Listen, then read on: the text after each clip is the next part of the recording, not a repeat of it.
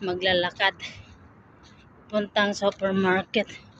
Ito yung laundry na bago natapos, binago ang dating lumang laundry.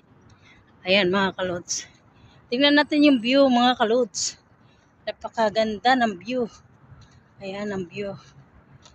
Ayan ang view dito. Ayan ang view. Nandito tayo sa labas, malamig. Ayan, papunta tayo na sa supermarket mga kalods. Ayan, samahan niyo ako mga kalods. Nandito ako.